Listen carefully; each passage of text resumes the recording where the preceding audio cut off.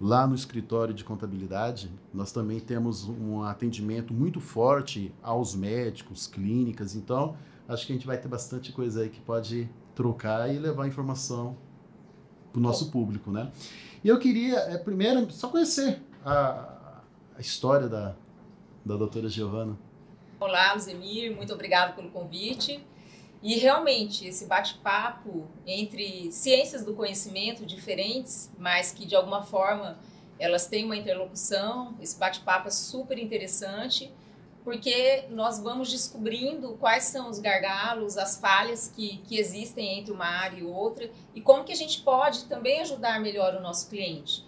Aqui no nosso escritório eu já trabalho na área médica da saúde, tem mais de 13 anos, e agora com uma atuação exclusiva voltada para médicos, para clínicas, para fazer justamente essa gestão do risco jurídico. Onde que o médico pode ter uma falha, um risco muito grande, de um potencial processo de erro médico, que eles chamam, mas eu prefiro falar de responsabilidade civil, porque o erro médico ele é um pouco pejorativo, e também nos conselhos de medicina.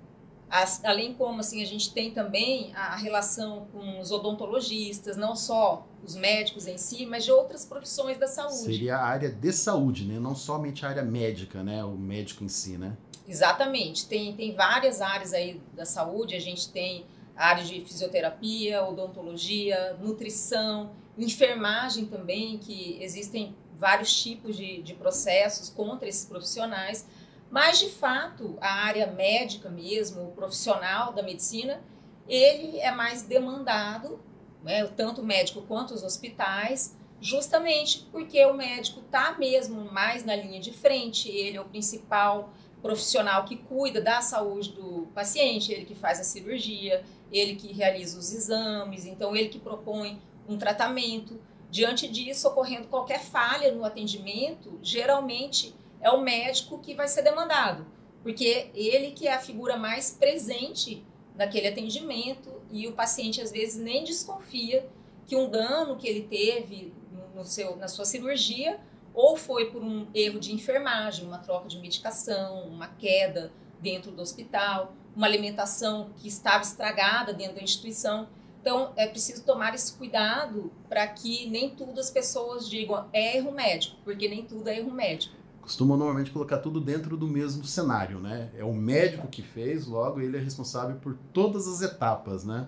E a que a senhora está dizendo, não é. Cada um tem a sua responsabilidade. Não é. Tanto é que a mídia, assim, existe uma propagação, até por engano, por desconhecer mesmo a realidade. E a gente vê muito, assim, o doutor fulano X pode ter ocasionado um erro médico, a paciente Y pode ter falecido durante o seu parto por erro médico. Mas aí a gente precisa analisar toda a sucessão de atos, essa cadeia de atendimento, para verificar se realmente foi, né, ou por uma condição desfavorável do organismo do paciente. Porque, assim, essas falhas, esses danos no corpo do paciente, na integridade, podem ocorrer. Mas isso pode ser, às vezes, por culpa mesmo do próprio paciente, que não se atentou aos cuidados médicos, não seguiu aquela prescrição, as recomendações, o pós-operatório, ou mesmo por culpa de um terceiro. Olha que interessante, é aquela vó que pode levar um bolinho ali e furar a dieta do neto no hospital, e isso pode trazer sérios riscos para a saúde. Então, é necessário que a gente avalie toda essa sucessão, essa cadeia, para que não julguemos o médico injustamente. Somente ele, né? Somente ele. E como que, pelo que eu estou percebendo, essa área é vibrante na sua fala, né?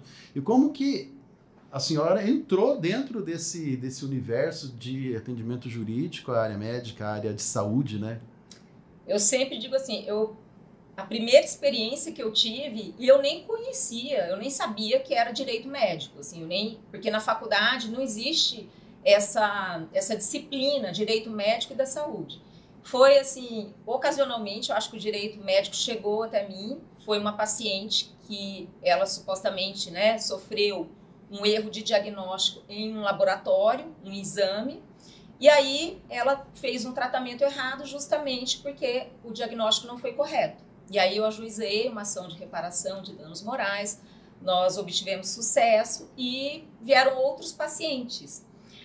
E aí, adorei todo aquele mundo novo, sempre gostei muito de ler bula de medicamento.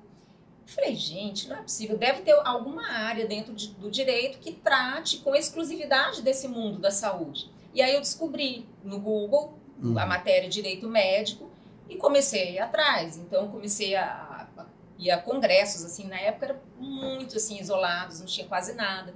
Doutrinas também, que a gente tinha 2 ou 3 doutrinadores brasileiros que tratavam desse tema. E comecei a fazer networking com aqueles que estavam ali no topo.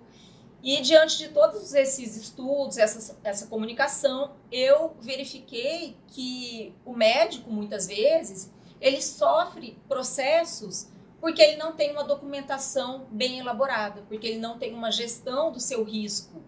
Às vezes, hoje eu até falei isso no meu Instagram, um prontuário mal preenchido ou um registro que você deixa de fazer, o profissional ele pode ser condenado, mesmo que ele tenha prescrito aquela medicação que era necessária para o caso, para salvar o paciente, mas se ele não registrou que ele realmente prescreveu, para o mundo do direito é como se aquela prescrição nunca tivesse acontecido.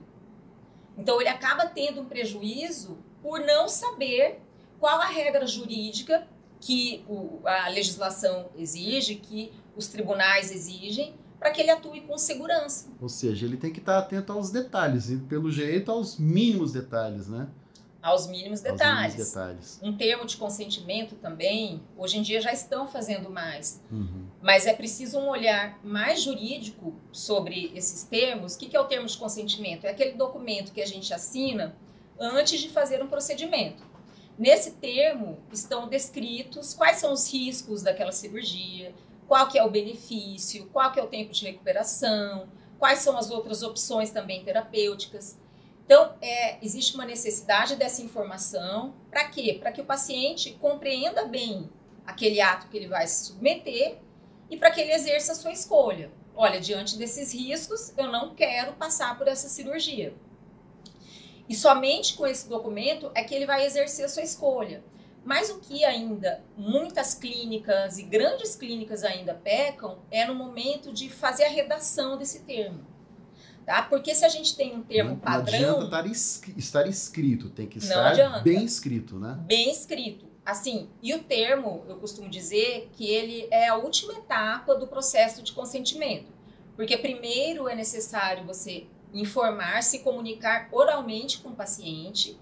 E aí, no final, eu acho que o termo ele é bacana tanto para prevenir processos, quanto também para que o paciente ele confirme toda aquela conversa que ele tenha tido com o médico.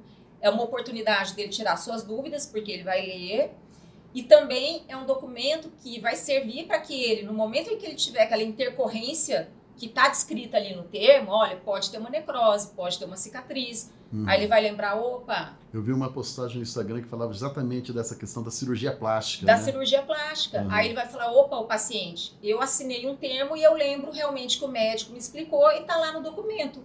Isso evita a judicialização. Um processo desnecessário, justamente por uma falha de comunicação ou porque não tem um documento que ative a memória do paciente naquele momento.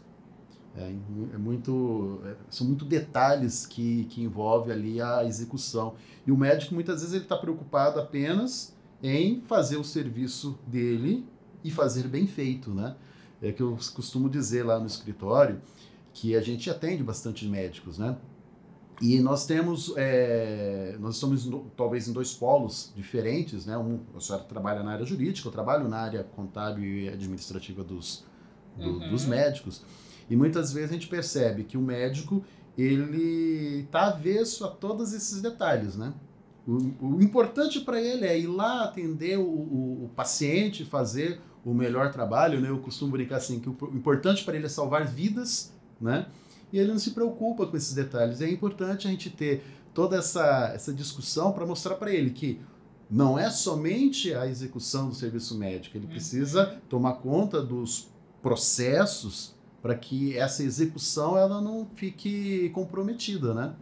Perfeito, assim, perfeito seu raciocínio, porque o médico ele não é formado para ele entender de finanças, para entender de marketing, de direito, de tributação, de contabilidade, código de ética.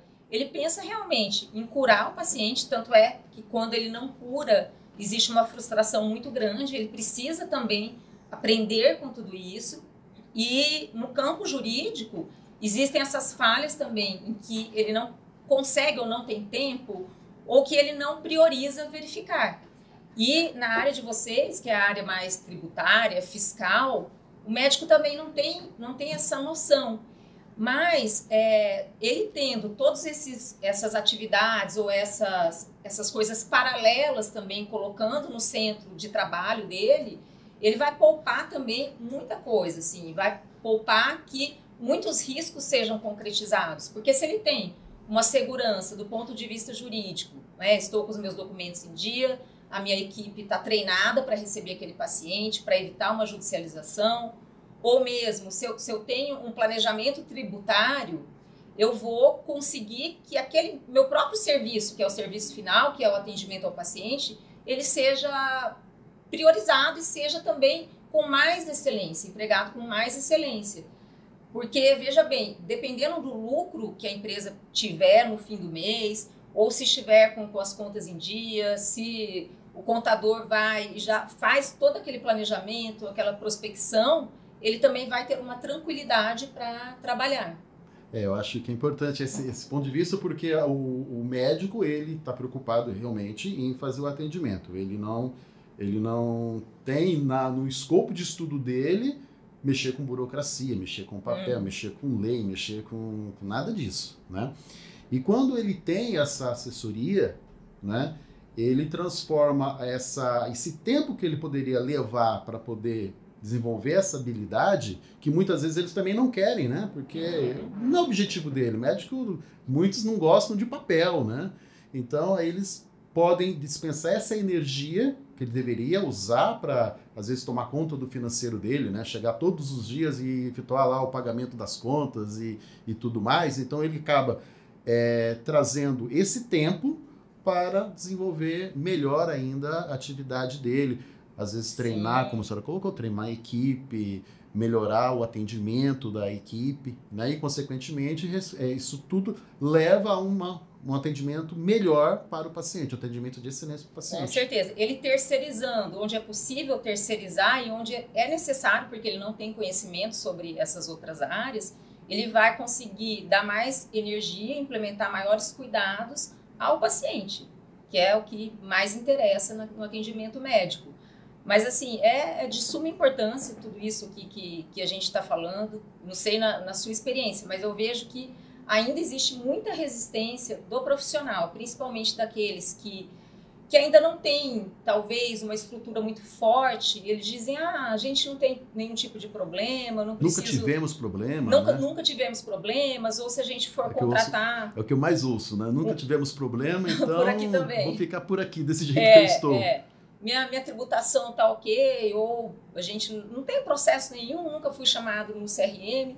E aí a gente tem que explicar mais ou menos aquela lógica do seguro, principalmente aqui na minha área. Né? Porque uma hora ou outra pode acontecer dele sofrer um processo, mas se ele não estiver preparado do ponto de vista documental e do treinamento da equipe para se defender naquele processo, certamente ele corre um risco muito grande de ter uma condenação. E é isso que a gente pretende evitar. A gente tem que planejar esses riscos, identificar, corrigir e minimizar para que os danos sejam sempre menores. Eu ouço bastante lá no escritório, mais ou menos assim, eu estou pagando muito imposto, talvez uma falta de uma organização e no planejamento tributário, estou pagando muito imposto e eu não quero pagar todo esse imposto, mas só que são atos que já passaram, né? E se o ato já passou, não tem como voltar atrás. Então, você precisa sempre se prevenir, fazer uma ação preventiva para que reduza, no caso da gente, reduza a tributação ou evite algum tipo de ação fiscal, né? É muito comum, às vezes, na declaração do imposto de renda do médico, ter alguns pontos ali que são preocupantes e aí precisa ser tratados durante o ano, para que quando chegar na época de fazer a declaração, aquilo não se transforme num problema, né?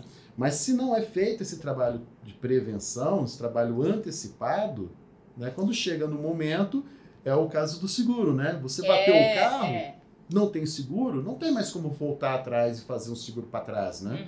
Não tem. Recebeu uma ação em virtude de um erro médico, a senhora falou que é pejorativo, né? Mas recebeu uma ação nesse sentido, e se não houve uma preparação, não houve um cuidado anterior, não tem como, ele vai responder com o mínimo de documentos possíveis e às vezes isso pode culminar num problema maior, né?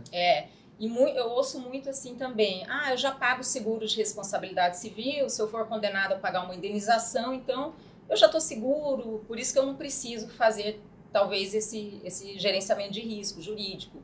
Mas o que a gente sempre explica e ressalta, até nas aulas também, é que esse seguro de responsabilidade civil, dificilmente ele vai cobrir aquele dano que foi causado, ou então ele não está previsto, não está na cobertura daquele contrato, a defesa no âmbito do CRM, então tem uma sindicância ou tem um processo ético profissional, o seguro também não cobre. O seguro não cobre o advogado que aquele médico tem confiança, ele vai indicar algum advogado da lista ali deles, da seguradora. O seguro, o que mais? São tantas situações em que o seguro não cobre, por exemplo, tem aquelas exclusões, aquelas cláusulas que são limitativas. Se o médico, por exemplo, não informar que houve um risco concretizado, vamos supor que o paciente esteja já reclamando do serviço do médico. Aí, depois de 2 anos, o paciente entra com uma ação judicial contra esse médico, aí a seguradora vai falar, você não avisou pra gente na época que aquele paciente já reclamou. Isso já é condição para exclusão, né, da responsabilidade, do pagamento do seguro. Se ele informa, o seguro vai calcular esse risco de uma maneira, vai aumentar o valor do seguro em virtude do risco maior, né, porque já tem uma ação que é possível, né, e o seguro também, ele vai provavelmente cobrir basicamente a indenização que o médico vai ter que... Ou não cobre. Vai ser responsabilizado. Porque aí eles veem, por exemplo, existe algum tipo de fundamento, né, de condenação do médico, que é a falta do dever de informação. Tá? Então, o médico deixa de informar que o paciente poderia desenvolver uma queloide em cirurgia plástica. O paciente vai lá, tem uma cicatriz, né, que é mais altinha, e ela fala, olha, eu não fiquei satisfeito com o resultado e não fui informada que eu poderia ficar com essa cicatriz. Aí ela entra contra o médico e o médico aciona o seguro que ele contratou. Aí a seguradora vem e fala, olha, você não fez o termo de consentimento, por isso que a gente não vai pagar o sinistro. Então, assim, são situações em que é necessário que um advogado ele avalie bem esse contrato entre o médico e a seguradora para verificar se ele está bem coberto, se aquelas coberturas atendem ou não bem a ele, se existem muitas restrições no momento ali do sinistro, de impedir o pagamento da indenização. Isso é importante para que o médico assim, não tenha, para que as expectativas dele não sejam frustradas no momento ali do sinistro. Ou seja, mesmo tendo seguro, ainda assim ele fica com o risco de arcar com toda a responsabilidade financeira desse processo e além da grande dor de cabeça, né? Exatamente. Além da mão de obra que ele vai ter para poder resolver tudo isso, né? Da mão de obra, assim, pode ser muito pior até do que se ele não estivesse pagando um seguro, mas estivesse já com um advogado, com a documentação, né? Trabalho preventivo, um advogado de confiança, assim. É a mesma coisa, eu vo lá, procuro o meu contador na internet, no Instagram, não é a mesma coisa do que você ir procurar a gente especificamente, porque existe já um início já de que tipo, você tem um bom trabalho, assim, não é uma procura aleatória, sabe? Então, é necessário que os profissionais da saúde, que as clínicas, elas tenham um advogado de confiança. Não porque ele tem mais seguidores no Instagram, não porque o site dele tá bombando, não é isso. Precisa haver esse vínculo mesmo de confiança, o que as seguradoras geralmente não oferecem. A gente, às vezes, no marketing digital, a gente fala que são serviços de varejo, né?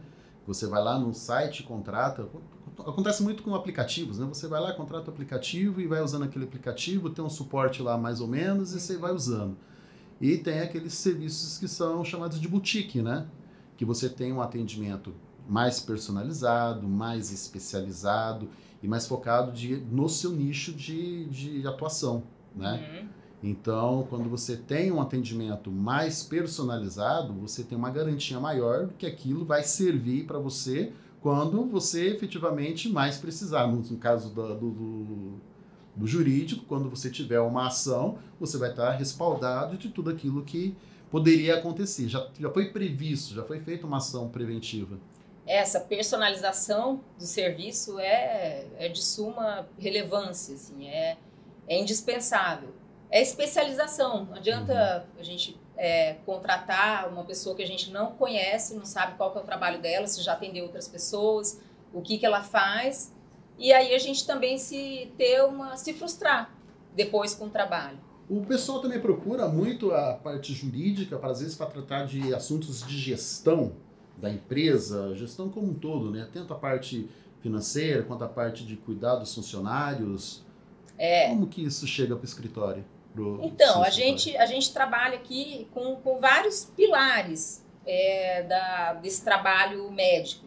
A gente, para médicos, para clínicas, para hospitais, a gente tem duas frentes aqui de trabalho. Essa preventiva, e aí a gente pode também trazer uma abordagem maior, que é o serviço de compliance. E o compliance, ele aborda desde o treinamento dos colaboradores, para que eles conheçam as leis vigentes, e para que eles também atendem os pacientes, né, conforme o Código de Defesa do Consumidor, o Código de Ética Médica, aqueles protocolos de confidencialidade, para que um funcionário não saia falando da clínica ou não exponha a intimidade do paciente. Então, esse trabalho de compliance, ele envolve todo esse trabalho de treinamento e de conformação de todos os atendimentos que são feitos à legislação. Existe também um mapeamento de todos os riscos.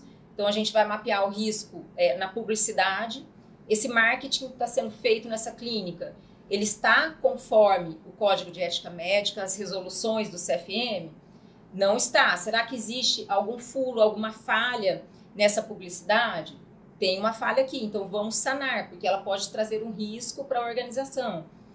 E também da Lei Geral de Proteção de Dados, por exemplo, que agora a Lei Geral de Proteção de Dados entrou em vigor já, e ela é uma lei que visa a proteção de dados pessoais, né, de todas as pessoas. Então, proteger o RG, proteger o CPF, vou proteger onde aquela pessoa mora. Proteger as informações sensíveis. Sensíveis, exatamente. Na saúde, pessoas, né? Tem um dado adicional, porque não se trata apenas de um dado pessoal, mas de um dado pessoal sensível.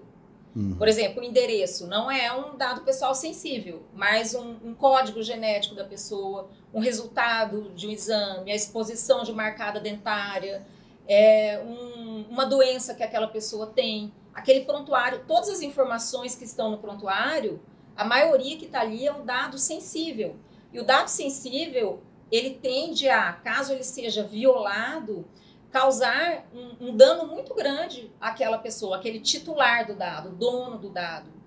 E o que muitas clínicas ainda não sabem é que a gente trabalha com dois termos de consentimento. A gente tem o termo de consentimento para autorização para o tratamento de saúde e tem o termo de consentimento para autorização do tratamento de dados. Então, o paciente ele precisa autorizar que aquele dado dele vai ser tratado, ele precisa também ser avisado por que existe a necessidade de coletar RG, CPF, de, às vezes, filmar uma cirurgia, ou de gravar uma conversa, ou de colocar o exame ali dentro do prontuário. Ele tem que ser explicado que aquilo tudo é necessário, tem que ter uma justificativa, uma base legal, que todos aqueles dados são necessários para a solidez, para o sucesso do tratamento.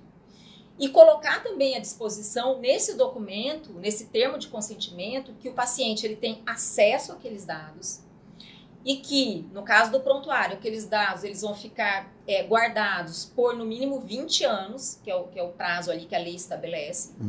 Então, geralmente não se pode, mesmo que o paciente quiser, Ele não pode falar, olha, eu quero que você descarte os meus dados. A regra é essa na LGPD, que é a Lei Geral de Proteção de Dados. Mas, em se tratando de saúde, existem algumas particularidades. Ali, o titular do dado, ele não pode querer que, no caso, um hospital apague porque ele quer.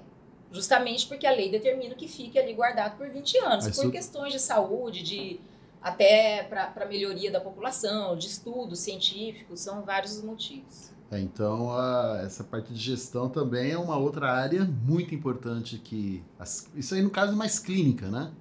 Seria são clínicas e para o próprio profissional da saúde, pessoa física. Vamos supor que ele tem um consultório, né, que ele trabalha de forma individual, que só tem ele ali. Mas ali é um engano também, achar que somente para clínicas, para grandes hospitais, e na sua área deve ter muito isso também. Eu só ia consertar. Na verdade, né? Assim, eu quis dizer que eu entendi. Esse contexto mais relevante acaba sendo aplicado pelas clínicas, né? Com certeza. No entanto, a LGPD, que é a Lei Geral de Proteção de Dados, ela é aplicado a todas as empresas. Todas as empresas. A todas as empresas, sem exceção. Então, todo mundo que trata algum dado sensível, lá no escritório nós temos isso também, não é? Nós cuidamos ali da folha de pagamento, um dos exemplos, né? Cuidamos das folhas de pagamento dos funcionários, né? Então, ali nós temos o RG, CPF, familiares, o endereço e uma série de outras informações que nós temos que coletar para poder colocar no sistema para ser distribuído dentro dos sistemas governamentais. Então, todas essas informações elas vão para algum lugar, normalmente no governo. E a gente precisa ter o cuidado também com a LGPD, né? Precisa. A empresa que cuida de crédito, né? Que às vezes não tem nada a ver com esse universo que nós estamos falando, mas ela também precisa ter esse cuidado, esse olhar para a LGPD, né? Então, vale para todo mundo, né? Vale para todo mundo, para as pequenas empresas, para as médias, de grande porte, e não só para a área da saúde. A gente diz que na área da saúde tem um cuidado maior, porque os dados são muito sensíveis. Eu acho que não tenho certeza. Onde está com a maior sensibilidade, né? Porque trata do indivíduo, né? Trata da saúde, do DNA, de tudo assim que esteja ligado, que possa expor. Quer ver um exemplo? A pessoa ela tem uma doença muito grave, ou ela tem uma opção dela de gênero que ela não quer que seja também veiculada, uma condição, né, sexual, e está anotado no prontuário. E, de repente, esses dados eles são violados e aquela situação da pessoa que ela não queria que o outro descobrisse, que fosse exposta, geralmente está ali exposta, o que pode gerar danos a ele, enfim. Não sei se você lembra do caso da Marisa Letícia, que era a mulher do presidente Lula, que, assim, os dados do prontuário dela foram todos expostos na internet, todo mundo teve acesso. Já sabia qual era o prognóstico, o diagnóstico dela, o que ela tinha, já antes de ser dada uma nota oficial, um boletim médico, todo mundo já estava sabendo. Isso é muito perigoso, porque afeta não apenas o indivíduo, mas toda a família que está ligada a ele. Todo o contorno. Todo um controle. E, assim, entender que essa proteção de dados, ela tem um significado muito grande, que é proteger o quê? A autonomia, a individualidade da pessoa, a intimidade. Porque o que a gente tem de mais valor hoje, né? Que é autonomia, liberdade e intimidade, vida privada. Se eu não quero que aquela minha vida privada seja exposta, é necessário que as instituições respeitem isso e adotem mecanismos para que esses dados ou para que a pessoa, a intimidade dela não seja exposta. E para completar aqui o raciocínio desse gerenciamento de risco, então a gente atua em todas essas frentes, a adequação à legislação do Conselho Federal de Medicina, da Anvisa, da ANS. A gente vê também, a gente trabalha com os contratos de planos de saúde, né? Você se credencia a um plano e você quer fazer um contrato bem feito para que você esteja um valor muito bom no final do mês, é necessário que você faça um ajuste. Aí o advogado entra para fazer esse contrato, para trabalhar também com a documentação do paciente, fazer o treinamento, explicar para aquelas pessoas que trabalham na clínica como que funciona, o porquê de se proteger o paciente, por que fazer um trabalho de excelência. E a gente trabalha também na área do marketing jurídico, não, do marketing médico desse profissional, do marketing da clínica também, para que ele não tenha problemas de uma publicidade enganosa e que seja mal vista. E aí, assim, por fim, nós também atuamos muito no contencioso, que é quando o problema já se instalou, porque eu digo sempre assim, que todo médico, algum dia, mesmo que ele tenha melhor gestão, que ele trabalhe super bem, seja o melhor tecnicamente, algum dia pode acontecer dele ter um processo judicial. E aí, se ele fizer uma boa gestão, ele vai estar preparado documentalmente. Então, a gente atua também defendendo o médico na seara judicial, que são aqueles processos indenizatórios, né, de indenização que o paciente entra contra ele, e também um processo ético profissional no CRM. E aí eu tenho também uma curiosidade muito grande e noto um gargalo grande em relação à tributação dessas clínicas. Como que funciona isso? Quais os mecanismos possíveis para que o médico ele pague menos tributos ou mesmo para que ele seja restituído de algum tributo que ele pagou a mais, a maior? Então, com relação à parte de tributação, acho que assim, a principal angústia do médico, né, é ele trabalhar o mês inteiro e chegar no final do mês, na hora que ele vai receber lá o resultado do trabalho dele, ele ser taxado em 27%, 27,5%. Acho que é a maior frustração dele. Então, assim, a gente trabalha com um processo preventivo com relação a isso. Qual que é o preventivo? O médico ele pode atuar de duas formas. Ou ele atua como pessoa física, às vezes contratado por algum órgão público, prefeitura, município, até o federal, ou ele trabalha como, e nesse caso pessoa física, também atuando como médico autônomo, né? Ele tem um consultório e faz os atendimentos dele de maneira autônoma, ou também como pessoa jurídica. E no caso de pessoa jurídica, ele fica sujeito aos regimes tributários que são disponíveis. Ele pode ser uma empresa optante pelo Simples Nacional, que tem uma gama ali de condição e impostos que ele vai pagar ali no Simples Nacional, ou ele pode ser no lucro presumido, que vai trazer outra situação para ele tributária. O importante é que essa análise seja feita no início de cada ano. Na verdade, se faz no final de cada ano para que no início já possa ser aplicado o planejamento tributário dele e verifique qual das duas é a mais vantajosa para ele. Nem sempre é o Simples Nacional, por exemplo. Nem sempre. Não existe uma receita de bolo, né? Falar assim, não, o Simples Nacional é o melhor, né? Isso varia muito, porque tem pessoas que trabalham sozinha, tem pessoas que trabalham com auxílio de alguns colaboradores, tem secretário, tem outras pessoas que auxiliam ele no atendimento médico.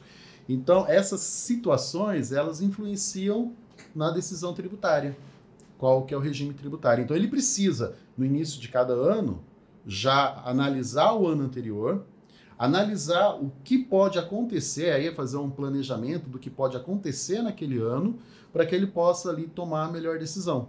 Então aí vocês vão montando cenários, o que aconteceu, quais são as possibilidades e aí traçar o melhor enquadramento tributário. E a gente explica para o médico, olha, você no lucro presumido, você tem essa situação, no Simples Nacional você tem essa outra opção, né? Em alguns casos também a gente orienta.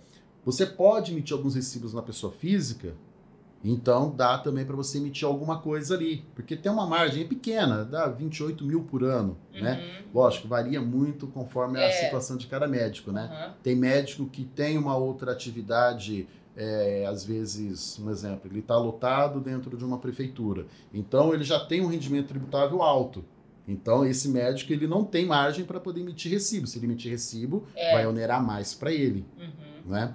Então, cada situação tem que ser analisada de maneira individual, não tem uma receita de bolo, né? E aí, nessa situação, a gente orienta qual que é a melhor forma dele pagar menos imposto. Varia muito. Não adianta eu pegar um artigo ali na internet, olhar, o próprio profissional traçar os melhores cenários, porque ele pode ter prejuízo. É melhor a gente sempre se valer de um profissional que entenda, que possa fazer traçar essas diretrizes, o que é melhor para ele que ele tenha esse benefício, ou para que ele tenha menos prejuízos, né? Porque prejuízo sempre vai ter, ele vai estar pagando imposto, mas para que seja sempre menos oneroso possível. Um exemplo, assim, às vezes o recém-formado, às vezes está ainda fazendo residência, ele faz alguns plantões, né? E muitos hospitais dão a oportunidade para ele abrir uma empresa e receber os plantões, né? Esses normalmente não são altos, né? Porque ele está ali em formação ainda, então esses rendimentos não são tão relevantes. Porém, se ele recebe esses rendimentos na pessoa física, chega no final do ano, ele vai pagar imposto de renda de 27,5%. Normalmente vai ser assim. Imposto de renda também é analisado caso a caso, né? Mas assim, normalmente ele vai pagar 27,5%. Se ele abre uma empresa, ele tem uma condição de até jogar esse imposto na faixa de 6%. Mas aí tem algumas manobras, hoje em dia, né? Eu acho que empresa, né? Para os hospitais exigem que o médico ele tenha uma PJ para prestar aquela mão de obra. Os hospitais eles exigem também, porque para a pessoa jurídica, a prestação de serviço para ele é mais barata. Quando ele contrata a pessoa jurídica, quando ele contrata a pessoa física, ele tem um imposto ali do pagamento da pessoa física muito alto, 20%. Fora os encargos trabalhistas também. Fora o risco trabalhista que ele acaba assumindo, né? E se ele contrata uma pessoa jurídica, ele não tem esse encargo de 20%. Então, para ele é muito melhor contratar uma pessoa jurídica. É mais vantajoso. É bem mais vantajoso. E lá no escritório nós atendemos, então, essa parte, que é a parte do planejamento tributário dos médicos, de clínicas e essas pessoas da área de saúde, né? Temos um forte atendimento nessa área, né? Não é única, não é exclusiva, né? Nós temos outras áreas de atendimento, mas a gente tem um forte... nós temos bastante atendimento, bastante médico. Mais, né? Bastante Eles médico que chega até nós. Na área da saúde. Exato, mesmo. Bastante médico chega até nós para o atendimento contábil.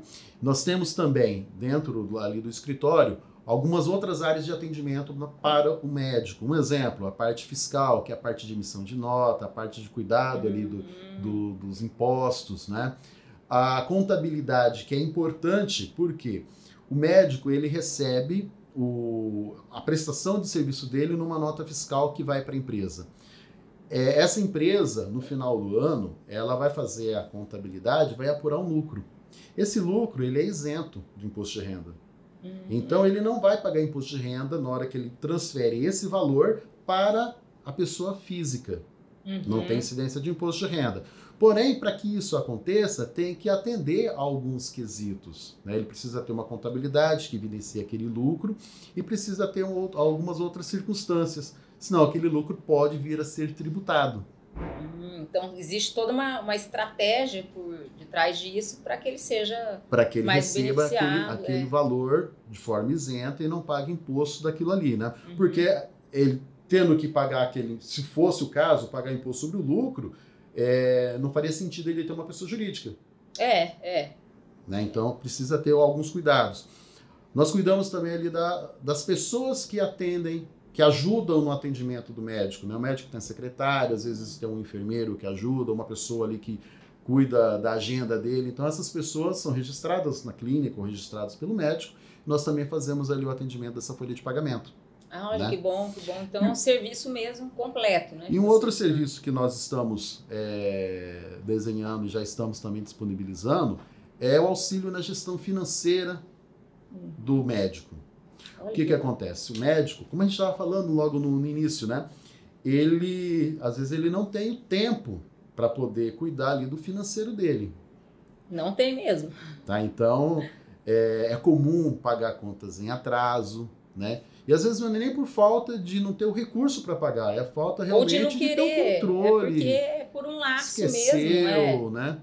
São tantos plantões, tanta correria, acordou atendimento de 5 urgência. horas para poder fazer uma cirurgia, ou às vezes nem dormiu, né? Então, assim, ele tem ali uma deficiência, né? Em virtude do próprio tempo dele, que é muito escasso, de às vezes cuidar dessa parte, da parte financeira da empresa dele, né? Então, nós temos um serviço que cuida dessa parte financeira, fazendo os pagamentos, fazendo os controles e principalmente também fazendo os controles. Por quê?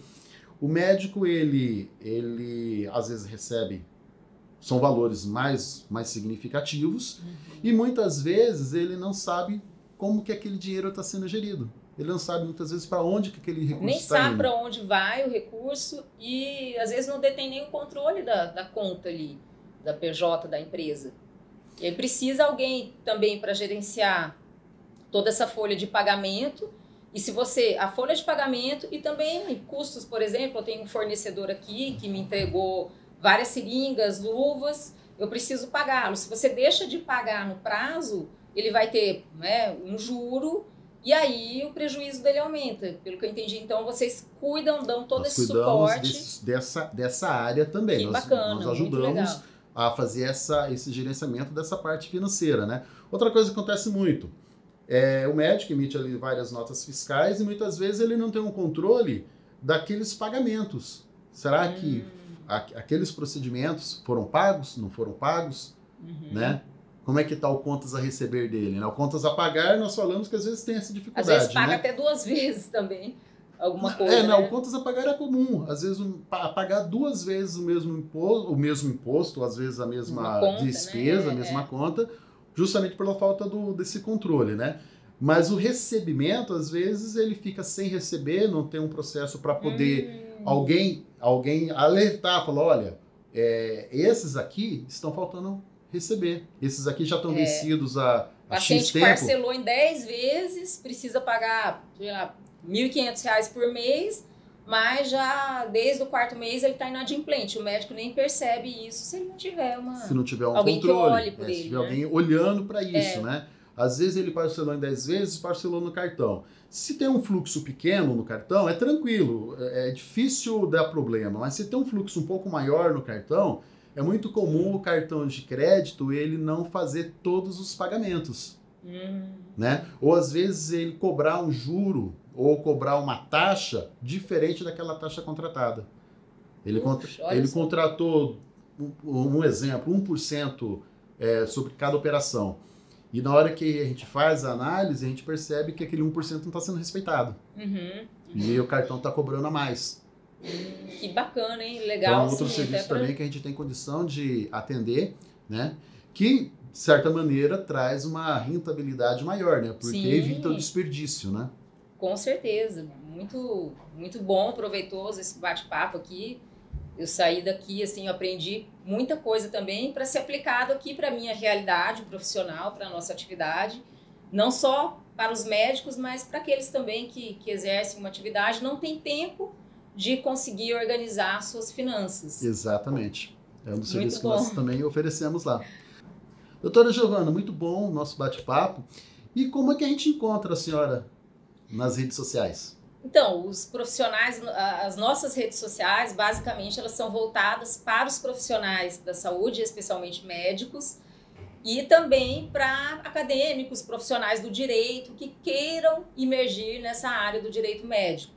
E a gente oferece ali no giovana.trad, que é essa área, e a gente também tem o site do nosso escritório, que é o tradecavalcante.com.br, e ali no nosso Instagram a gente tem vários posts bacanas, com dúvidas recorrentes dos médicos, que eu acho que vale a pena dar uma passadinha lá, para a gente interagir ainda mais. Pessoal, muito obrigado por estar acompanhando a gente até agora. E foi um bate-papo muito proveitoso aqui com a doutora Giovana Trade. Semana que vem a gente está de volta. Até a próxima.